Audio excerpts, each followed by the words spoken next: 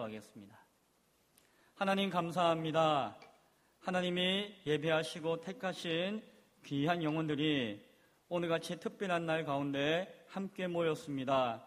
하나님, 하나님의 말씀을 들려주시고 하나님의 뜻을 깨닫게 하시고 하나님의 은혜를 얻을 수 있는 귀한 시간 되어지게 하여 주옵소서. 하나님, 오고 가는 가운데 있는, 그리고 고향 방문을 계획하고 있는 많은 지체들 가운데 함께 하시고, 특별히 명절인데도 불구하고 갈 데가 없고 또한 만날 사람이 없는 그런 형제들이 있다면은, 또한 병원에서 병중에서 고통당하고 있는 지체들이 있다면은 하나님 위로하시고 주께서 함께 하셔서 이 명절 기간이 외로움의 기간이 아니라 은혜의 기간으로 함께 기뻐할 수 있도록 주님 도와주옵소서. 함께 하심을 믿습니다. 예수님 이름으로 기도드리옵나이다. 아멘. 며칠 전에 지진이 났죠? 지진 느끼셨습니까? 저는 지진에 관한 뉴스를 보고 있는데 옆방에 있는 집사람과 아이가 옆에 트럭이 지나가면 집이 우르르 울릴 때가 있잖아요. 그런 느낌을 갖고 지진이 또 난 것 같아. 지진 아까 1시간 전에 났는데 무슨 소리냐 그랬는데 알고 봤더니 그 시간에 지진이 났다고 또 속보가 나오더라고요. 맞죠? 저같이 둔한 사람은 잘 못 느끼고 예민한 사람도 느끼는 그런 지진이 여길 수도 있었습니다. 이야기하자면 한도 끝도 없지만은 징조가 있습니다. 그렇죠? 우리 한반도에서 가장 큰 지진인데 갑자기 딱 나타난 것은 아니었어요. 지금 생각해보니까 그 전에 부산에서 막 냄새가 난다, 가스 냄새 난다라고 한참 떠들었거든요. 그런데 많은 사람들이 이게 지진의 징조다 이런 이야기 많이 했는데 다들 이건 별거 아니다 시시시 하고 있었고, 또 어떤 경우에는 광안리 바닷가에 개미떼가 확 나타났는데 그런 일이 한 번도 없었는데 그것은 또 지진의 징조래요. 벌레들이 막 몰려다니는 것이. 그래도 그럴 리도 없다, 별거 아니다라고 했는데 이제 시간이 지나고 보니까 그때 그런 일들이 하나의 징조였구나, 그런 생각을 하게 됩니다. 주님 오시는 날도 아무도 모르고 언제인지 모르지만 징조는 있을 것 같아요. 그렇죠? 그래서 저같이 둔한 사람은 TV 보다가 울렸는지도 모르지만 예민한 분들은 그냥 징조를 느낄 수도 있다라고 하는 생각이 듭니다. 그래서 작은 지진, 어찌 보면은 전 세계에서 일어나는 지진에 비하면은 정말 아무것도 아닐 수 있지만, 그러나 안전하고 없을 거라고 여겼던 우리 땅 가운데 큰 지진이 한번 일어난 것을 통해서 어떤 사람도, 어떠한 땅도, 어떤 인생도 자만하거나 교만할 수 있는 위치와 인생은 없구나 라고 하는 생각을 다시 한 번 더 하게 되어집니다. 점점점 깨어서 기도하고 세상을 바라보면서 징조를 구별할 수 있는 믿음의 성도들 될 수 있기를 간절히 축원드립니다. 몇 년 전에 밀양이라고 하는 영화가 있었습니다. 혹시 보셨습니까? 전도연 씨가 주연으로, 송강호 주연, 감독은 누군지 잘 모르겠네. 아무튼 보신 분이 아마 많을 것이고, 극장에서 보신 분도 계실 것이고 TV나 여러 매체를 통해서 보신 분도 계실 것입니다. 제가 그 영화를 극장에서 처음 봤을 때 그때 이렇게 한 대 얻어맞은 것 같은 충격을 아직도 기억하고 있습니다. 그 전도연 씨가 여자 주인공을 맡았죠. 남편을 사별합니다. 그렇죠? 그래서 아들 하나만 키우고 있는 과부가 된 이 여인이 살 길이 막막해서 남편의 고향인 밀양으로 내려옵니다. 시크릿 션샤인 밀양, 그곳에 와가지고 이제 아이를 키우는데, 아이 하나 키우고 있으니까는 왠지 위축되잖아요. 그래서 있는 척, 부자인 척 하면서 그 고향에서 막 고기를 들면서 막 아이를 키우고 있었습니다. 그게 하나의 화근이 되었어요. 그녀가 너무 있는 척 하다 보니까 그 사람이 부자인 줄 알고 아이를 유괴해서 납치하는 사건이 벌어집니다. 그 자신은 돈이 있습니까? 없죠. 아이를 구할 수 있는 방도가 없는 거예요. 막 어떻게 할 수 없는 상황 가운데 이 아이가 유괴범에 의해서 죽음을 당합니다. 아이도 유괴범이면 대부분 그런 스토리로 나아가는 것 같아요. 끔찍하죠. 그 전도연 씨가 주인공이 이제 남편 잃어버렸죠. 하나밖에 없는 자식도 잃어버렸죠. 이제 반쯤 미쳐서 삶에 낙이 없어서 살아갈 때에 누군가의 전도를 받아서 교회로 가게 되어집니다. 교회에서 신앙을 가지게 되어지고 하나님을 믿고 의지함으로 말미암아 삶의 위로를 얻게 되어지고 이제 하나님을 알아가면 알아갈수록 하나님의 용서의 은혜를 자신이 깨닫게 되어지고 그리고 그것을 고백하고 간증하는 가운데 어느 정도까지 신앙이 성장하는 거 아니? 내 아들을 죽인 그 유괴범 살인마 그도 내가 용서하는 마음이 생긴 것 같습니다 라고 간증할 만큼 그 신앙이 막천한 것입니다. 교회 안에서도 활발하게 신앙하면서 위축되지 않고 신앙하는 가운데 그런 고백과 간증을 하기 시작하다가 어느 날 감옥에 갇혀있는 교도소에 갇혀있는 그 범인을 찾아갑니다.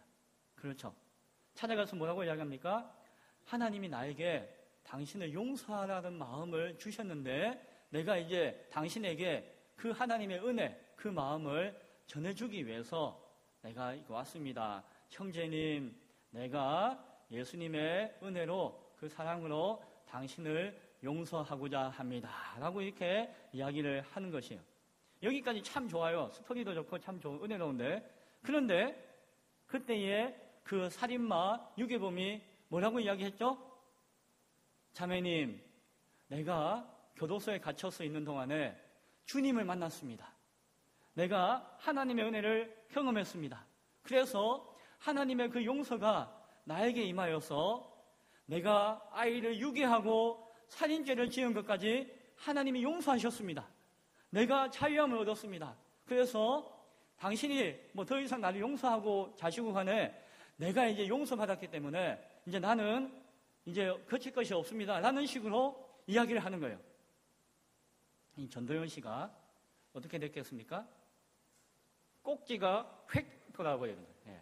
아, 하나님의 은혜를 받아서 그 사람을 용서해야 하지 않은 마음도 생기고 하나님의 사랑도 이해하고 경험했는데 정작 그 범인이 내가 피해자인데 내 아들이 죽었는데 내가 죽을 지경까지 고통당했는데 나와는 상관없이 자기가 하나님 앞에 용서함 받아가지고 자유와 평안을 누린다라고 이야기하니까 이 여자 주인공이 이제 이해가 못한다. 이게 뭔가 이제 뻥 치는 거죠. 누가 누구를 용서하고 내가 용서하는 것은 무엇인가? 라고 하면서 영화상에서 보면은 거의 반 미치듯이 충격을 받고 이제 신앙이고 뭐고 다 떠나버리는. 영화 하나만 보면은 이게 뭐 반기독교적인 이야기다, 교회를 비판하는 이야기다, 뭐 여러 가지 이야기를 할 수 있지만은 한 가지 딱 생각하고 우리가 나누어 보기 원하는 것은 이 살인마 유괴범이 내가 예수를 믿고 하나님의 은혜를 받아서 용서함을 받았습니다 라고 고백하고 있는 그 사실이 진실일까 아닐까? 그 사실이 과연 진실이냐 아니냐라고 하는 의문을 하게 되어 저는 그때도 가지고 있었고 그런 것들이 한참 동안 가지게 된 것을 보게 되어집니다. 여러분도 어떻게 생각하세요? 아마 각자 생각을 하셨고 생각하고 계실 것입니다. 하나님의 은혜는 값없는 은혜이지만 경우에 따라서는 자기 유익을 위한 값싼 싸구려 은혜처럼 취급하여서 다루는 그러한 모습이 있지 않은가를 한 번쯤 생각해 보아야 할 것입니다. 사실 인간적으로 봐도 그 범인은 그 여인에게 먼저 용서를 구하고 그 아이에게 죄의식을 가지고 그리고 그 죄값을 어떻게 지불하고 어떻게 치료해야 될 것인가에 대해서 철저하게 자책하면서 자신을 돌아보는 그런 시간과 과정이 있어야 할 것 같은데 그것이 얼마 없이 그냥 그렇게 이야기하고 생각하고 있는 사실. 그런데 오늘 저와 여러분이 읽었던 오늘 속건제의 제사의 원리와 의미를 우리가 생각해 보면은 아하 하고 답을 알게 되어집니다. 그 당시에도 속건제의 원리와 의미를 그 영화관에 있는 사람들이 다 알고 있었다면은 그 범인이 잘못되었다라고 하는 것을 딱 지적할 수가 있었을 거예요. 속건제의 원리는 무엇입니까? 오늘 본문을 읽어서도 아시겠지만 속건제의 원리는 손해를 입힌 대상에게 그 손해를 그대로 갚아주는 것으로만 끝나는 것이 아니라 5분의 1을 더하여, 즉 그것에 더하여서 배상하고 보상하는 개념이 속건제의 개념 가운데 있다는 거예요. 그래서 내가 피해를 입히고 손해를 입힌 그 대상으로 하여금 그것을 손해를 보전해 주는 것과 동시에 그의 마음을 위로하여서 그가 죄지은 나를 용서해 줄 수 있는, 그 사람이 나를 용서해 줄 때에만, 그때에 하나님께 온전한 죄의 용서가 이루어진다라고 하는 것이 속건제의 원리인 것을 보게 되었죠. 따라서 속건제의 원리에 비춰보면은 그 유괴범 살인마는 온전한 회개와 속죄를 한 것이 아니다라고 해도 과언이 아닐 거예요. 하나님과 그 사람과의 1대1의 관계, 하나님의 값없는 은혜, 그 크신 사랑, 그 모든 것을 다 감안하고 생각해서 기우뚱가우뚱 할 것이 아니라 그것을 모든 것을 감안한다 할지라도 속죄의 원리를 우리가 하나 말씀을 통해서 깨닫게 되어진다면은 피해를 입힌 대상을 향한 그 속죄와 배상이 없이 그것을 무시한 채 하나님 앞에 속죄했다, 내가 용서함 받았다라고 하는 것은 온전한 속죄와 회개가 아니다라고 하는 것을 우리는 알게 되어집니다. 구원의 은혜, 죄 용서함의 은혜는 값없는 것이고 어마어마한 것이지만 그것이 내 유익에 내 손발에 맞게끔 탁 갖다 붙여서 마치 그것이 자기 뜻 가운데 좌지우지 되어지는 값싼 것으로 이해하거나 여기는 것이 얼마나 경망스러운 것인가에 대해서 그 영화를 통해서, 그리고 우리가 그것을 이해함을 통해서 충분히 생각하게 되어집니다. 하나님의 거룩함을 훼손시키는 그 죄의 본성에 대한 그 구체적인 회개의 방법에 있어서 오늘 속건제는 인간의 책임에 대한 부분을 분명하게 말씀해주고 있다는 것입니다. 인간의 책임에 대한 부분을 말씀해주고 있다라고 하는 것입니다. 오늘 본문을 통해서 그 내용을 한번 구체적으로 한번 짚어서 살펴보기를 원합니다. 속건제의 이유와 대상으로서 오늘 성경은 구체적으로 한 3가지 관점에서 이야기하고 있는데, 첫 번째 관점은 여호와의 성물에 대하여 부지 중에 범죄한 경우에 대해서 오늘 5장 15절에서 언급하고 있는 것을 보게 되어집니다. 하나님의 성전이나 하나님의 성물로서 거룩하게 구별되어지는 그런 물건이나 가치가 있는 것인데, 그것을 백성이, 하나님을 믿는 성도가 그것을 오용하거나 남용하거나 악용하거나 하는 경우에 그것이 의도하든 의도하지 않든 아무것도 모르고 행한 것이라 할지라도 그것에 대해서는 하나님 앞에 속건제의 회개를 해야 한다라고 성경은 말씀해주고 있습니다.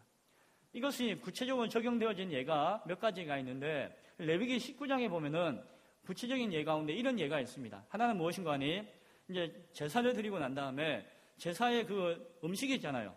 이 음식 가운데 이것은 제사장이 취하도록 구별되어지는 것이었는데, 그 제사 드린 성도가, 그 일반 백성이 와가지고 배가 고픈 거예요. 배가 고파 죽겠는데 그게 음식이 있으니까 그 음식을 그냥 살짝 먹었네요. 너무 배고프고 해가지고. 그런데 그러한 일이 있을 때에 그것에 대해서 속건제를 드려야 한다라고 레위기 19장에 구체적인 예가 나와 있는 것을 보게 되어집니다. 목사님, 구차하게 먹는 거 가지고 무슨 제사를 드려서 속죄를 하고 회개를 합니까? 라고 생각할 수 있지만 그것이 단순한 먹는 것이 아니었잖아요. 하나님 앞에 구별되어서 드려졌던 성물이었고 제사의 예물이었다는 것이 중요하다는 것이죠. 따라서 하나님께 구별되어지는 것이 하나님이 거룩하시기 때문에 하나님께 구별되어진 그것이 거룩하고, 그것을 임의로 취하는 것은 그 거룩함을 깨트리고 훼손하는 범죄였기 때문에 성경은 그것에 대해서 배가 고파서 아니면 연약함 가운데 잘 몰라서 했다 할지라도 그것은 하나님 앞에 범죄가 되기 때문에 속건제의 제사를 드려야 한다라고 말씀하고 있는 것입니다. 분별력이 없는 불경건한 행위의 결과는 죄가 되어지고 그것은 하나님을 향한 제사로서 보응되어져야 한다라고 성경은 이야기합니다. 이런 모든 속건제에 있어서 그 제사의 원리는, 그 특징은 하나의 구절로서 표현하면은 5분의 1을 더하여서입니다. 5분의 1을 더하여서.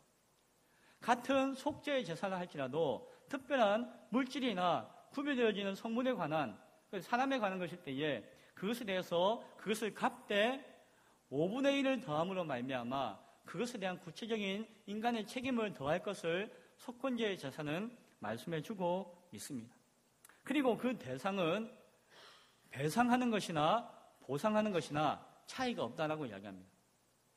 배상과 보상이 무슨 말인지 아시죠? 배상은 악의를 가지고 잘못을 통해서 손해를 끼쳤을 때에 그것을 갚아주는 것을 배상이다라고 한다면은, 보상은 악의가 없어요.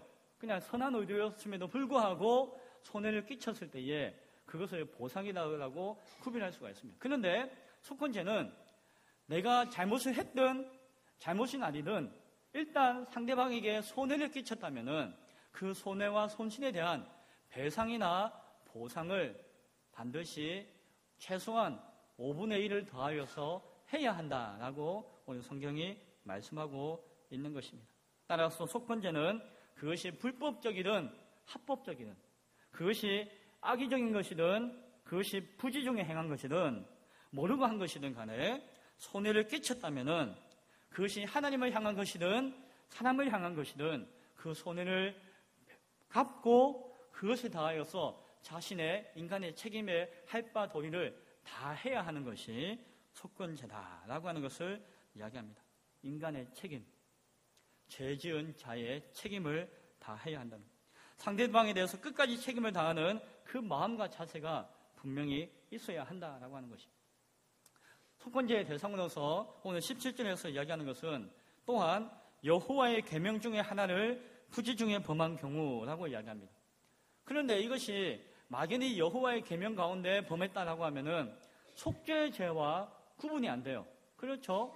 그 여호와께 계명을 어기고 말씀을 어긴 죄가 한두 가지가 아닐 것인데 그것이 속건제의 대상이 되어진다라고 하면은 속죄죄와 구분이 안 된다는 것이죠. 그래서 여기서 계명을 어기는 내용은 특별히 전체 문맥 가운데 하나님의 성물을 범하는 죄 가운데, 그리고 어떠한 사람에게 피해를 입히는 죄 가운데, 그리고 부주의한, 그리고 자신의 의도와 상관없이 지은 죄 가운데 저질렀던 것에 대해서도, 그것을 좀 의미를 축소하여서 그런 것에 대해서도 앞서 말한 것과 똑같은 원리 가운데 속건제 제사를 드려야 한다라고 하는 것을 이야기합니다. 그러면은 오늘날 이 속건제의 형식과 모양은 그대로 유지되고 살아있을까요? 그렇지는 않습니다. 그렇지는 않습니다. 왜냐하면은 예수님께서 십자가에 달려 죽으심으로 그 구약시대의 모든 율법과 제사를 완성하셨어요. 예수를 믿는 성도에게 있어서는 더 이상 어떤 제사의 형태나 어떤 형식을 통해서 어떤 제문을 통해서 더 이상 또 다른 제사와 율법적인 행위를 통한 자신의 의를 드리는 행위들이 무의미하게 되었다라고 하는 것입니다. 그러나 그 제사의 속죄의 의미와 원리는 그대로 예수 그리스도 안에서 이어진다는 사실을 우리는 간과해서는 안 될 것입니다. 오늘날 어떠한 거룩하게 구별되어지는 음식이나 물건은 없습니다. 또 야단치시는 분이 계시지만 여기 종이 있었는데 이 강단에 있는 성물이니까 이것은 귀하고 값진 것이다 라고 이해하는 것은 옳지 않습니다. 이제는 이것은 하나의 역할을 감당하는 도구일 뿐이지 성물이 아니에요. 성물이. 예전에는 그럼에도 불구하고 이 강단은 거룩한 하나님의 지성소다라고 하고 이 강대상은 성물이라고 해서 함부로 올라오면 안 되고 여기를 막 함부로 해하거나 손상시키는 것은 성물을 해하는 아주 큰 죄다라고 여기는 그런 개념이 얼마 전까지도 우리 가운데 있었습니다. 그래서 사실은 성경적으로 보면은 그렇지 않죠. 인간의 어떤 종교적인 의식관념이나 어떤 그런 종교적인 어떤 전통에 따라서 그런 의식을 가지는 것일 뿐이지 성경적으로는 그런 의미는 없습니다. 더 이상 우리 가운데 구별되어지고 거룩한 음식이나 구별되어지고 거룩한 특별한 물건은 없습니다. 그러면은 이 마이크 이거 뭐 함부로 사용하고 막 훼손해도 되나요? 그렇지는 않죠. 이 시대는 도덕이 있고 윤리가 있잖아요. 많은 사람들이 함께 사용하는 것에 대해서는 공공의 의미를 부여하고 역할이 있기 때문에 한 개인이 자기 개인의 유익을 위해서 함부로 다루거나 착복하거나 그것을 훼손시키면 안 되죠. 그런 의미에서 함께 모든 교회 성도들이 사용하는 그 물건을 소중하게 여기고 귀하게 여기고 아끼는 의미는 분명히 있습니다. 그렇지만 그 자체가 거룩하고 구별되어지고 그것을 범하면 뭐 벼락맞고 하는 그런 개념은 아니죠. 그러나 오늘날에도 하나님 앞에 구별되어지고 거룩함을 입어서 우리가 귀하게 여겨야 할 성물, 성전과 같은 개념의 지체가 있습니다. 그것은 무엇일까요? 그것은 바로 성도의 몸입니다. 몸. 우리의 몸은 단순히 내가 달고 나와서 내 마음대로 움직이는 그런 내 것이 아니라 하나님의 우리 심령 가운데 거하심으로 말미암아 이제 하나님의 성전이라고 불릴 수 있는 거룩한 존재가 되어버렸습니다. 예수 그리스도로 말미암아 거듭난 성도의 육신과 이 몸은 이제 자신의 것만이 아니라 하나님의 것이 되어버렸습니다. 그래서 오늘날 만약에 구별되어지고 또한 귀한 것으로 여겨져야 하는 물질적인 것이 있다고 한다면 그것은 성도의 몸이 되어질 것입니다. 그래서 우리는 우리의 몸을 함부로 다루거나 훼손시켜서는 안 됩니다. 이 몸은 나의 것이 아니라 하나님의 것이기 때문입니다. 하나님의 영이 거하시고 하나님의 뜻과 사명이 주어져서 그 사명을 감당하는 하나님의 귀한 도구가 되어지기 때문입니다. 또한 이 몸은 단순한 한 개인의 몸이 아니라 하나님께서는 그 한 사람 한 사람을 불러서 교회로 삼으셨습니다. 그래서 한 몸의 한 지체는 한 개인의 몸뚱아리가 아니라 하나님의 핏값 주고 사신 교회의 한 지체가 되었다는 것입니다. 그래서 그 몸을 스스로도 귀하게 여길 뿐더러 옆에 있는 지체의 그 몸을 존귀하고 귀하게 여길 수 있는 마음과 자세가 우리에게는 필요하다라고 하는 것을 기억해야 할 것입니다. 그것을 귀하게 여기고 함부로 다뤄서는 안 됩니다. 술 먹고 담배 피고 하는 것이 죄입니까? 죄가 아닙니까? 그 자체는 죄가 아닙니다. 그러나 그러한 것들을 통해서 자신의 몸을 훼손시키고 삶 가운데서 자신의 몸의 거룩함을 없인 여기는 것으로 생활하고 그런 습관으로 나아간다면 그것은 죄가 되어질 수 있음을 우리는 바라볼 수 있어야 할 것입니다. 신랑 신부가 한 몸을 이루고 살아갑니다. 신부의 몸은 신부 자신의 몸이 아니라 신랑의 소유가 되어질 것입니다. 그래서 함부로 다뤄서는 안 되죠. 마찬가지로 신랑의 몸도 자기 몸이 아니라 이제 결혼한 이후에는 신부의 소유가 되어지는 신부의 몸이기도 합니다.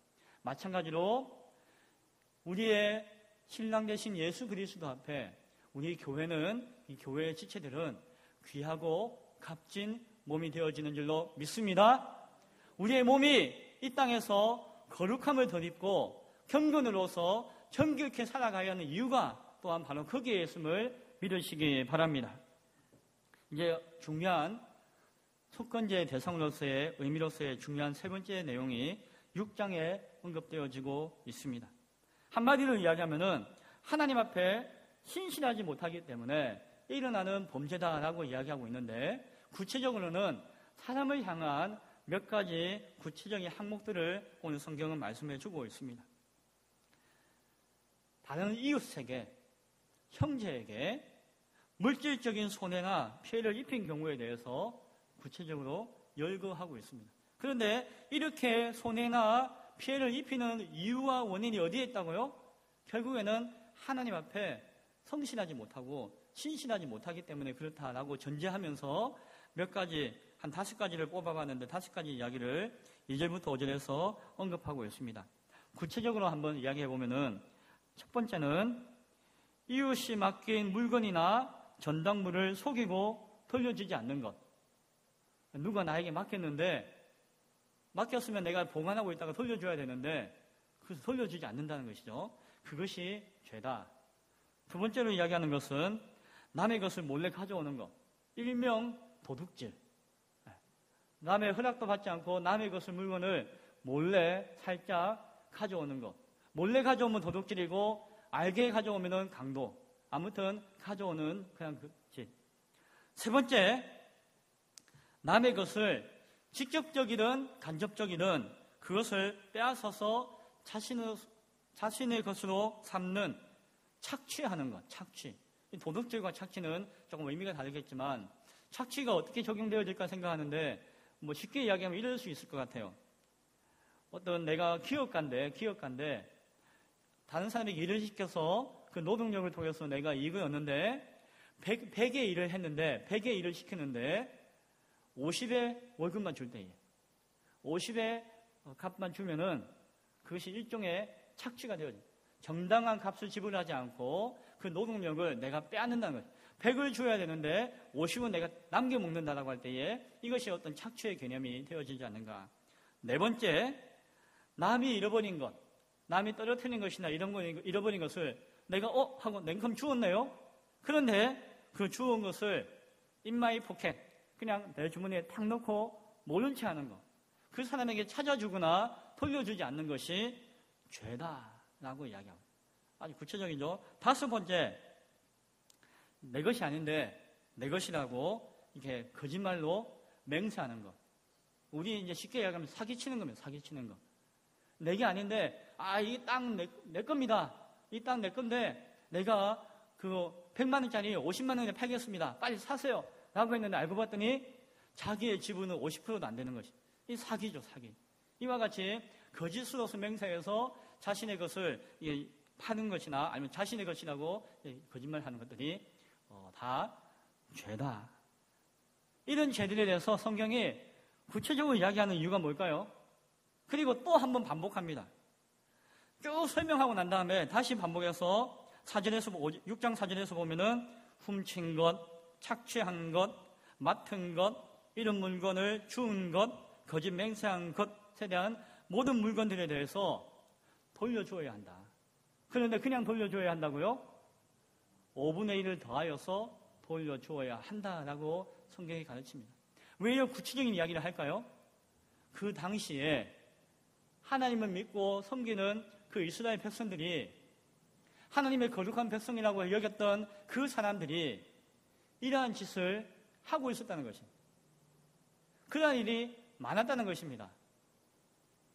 아니, 성도 하나님의 백성이고 하나님의 자녀라고 했던 그 이스라엘 백성들이 그러한 일들을 비일비재하게 행했다는 것이에요. 그래서 구체적으로 이거 다 죄다. 하나님이 용서하지 않는다라고 구체적으로 이야기하고 있습니다. 그리고 사실은 오늘날에도 이러한 일들은 그에 유사한 일들이 많이 있는 것을 우리는 보게 되어집니다. 교회 밖에만 있는 것일까요? 경우에 따라서는 교회 안에도 많이 있는 것을 보게 되어집니다. 다른 사람에게 사기쳐서 피해주면 안 됩니다. 길에서 주운 것이라도 그냥 냉큼 삼키면 안 되고 주인을 찾아서 돌려줘야 됩니다. 파출소에 갖다 맡겨야 됩니다. 라고 하는 것, 사실 이런 것들은 유치원생도 다 아는 것입니다. 이것은 가장 상식적이고 못 배운 코 올리는 5살, 4살 된 아이들도 다 아는 것입니다. 당연한 것이죠. 그러나 성경은 그것을 이야기하고 있고 오늘 우리에게도 이야기하고 있습니다. 그것은 부지 중에 모르는 가운데 이러한 일들이 나타날 수 있음을 우리가 분별할 수 있어야 한다는 것입니다. 무엇이 모르는 일일까? 조금 거꾸로 하나 예를 한번 들어보겠습니다. 부동산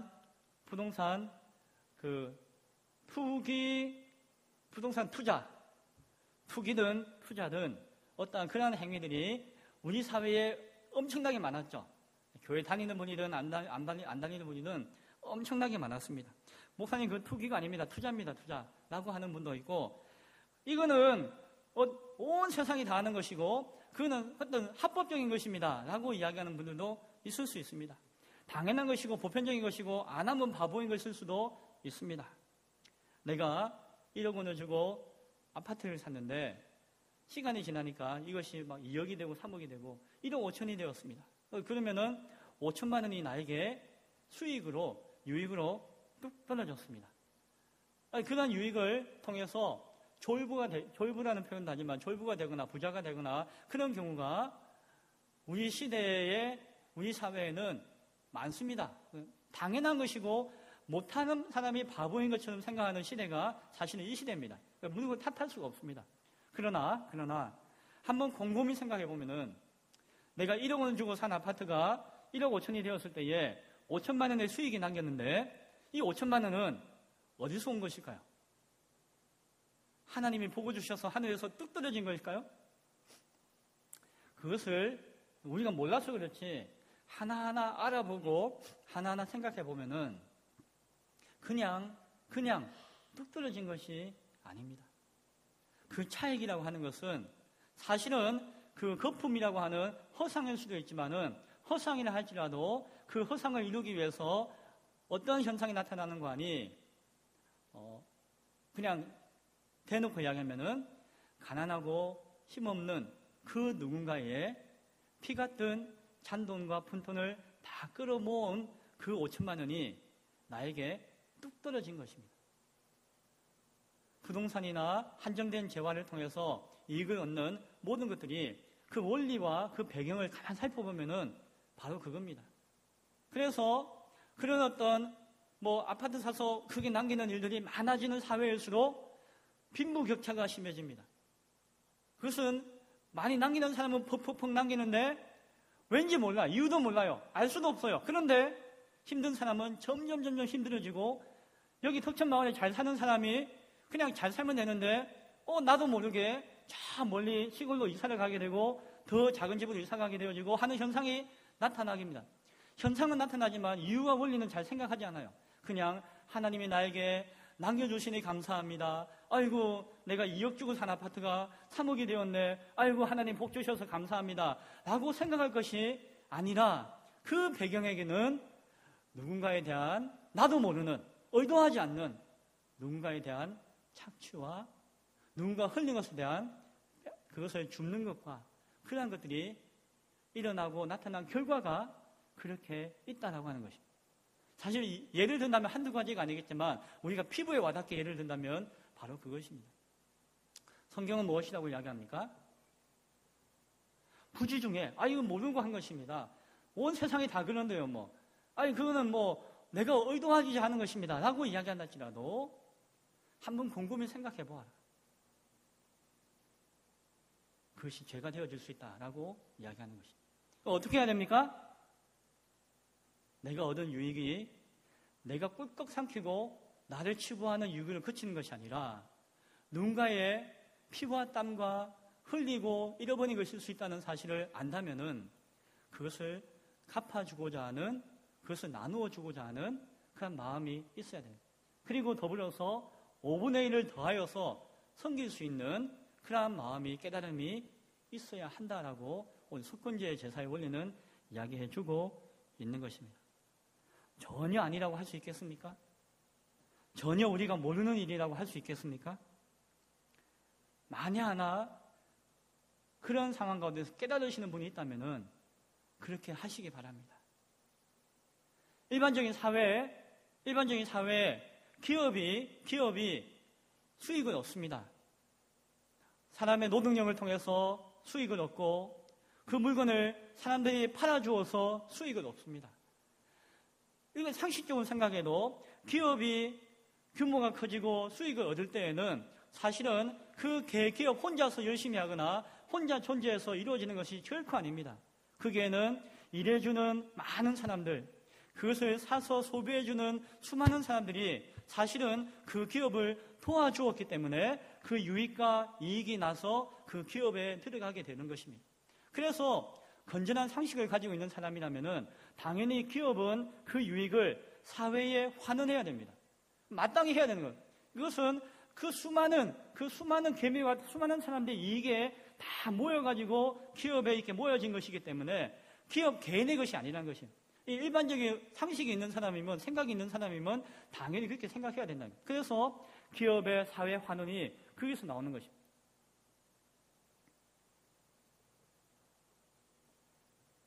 혹시나도 여러분 가운데 그러한 이익이나 유익을 얻으신 분이 계시다면은, 이것이 나는 전혀 몰랐는데 하나의 하나님 앞에, 세상 앞에 잘못이 되어질 수도 있겠구나라고 하는 깨달음이 있으시다면은 나눌 수 있기 바랍니다.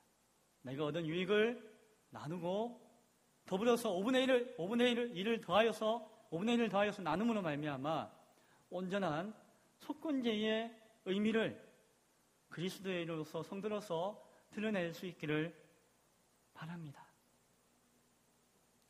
이사야서 53장 10절에서는 다음과 같이 말씀합니다.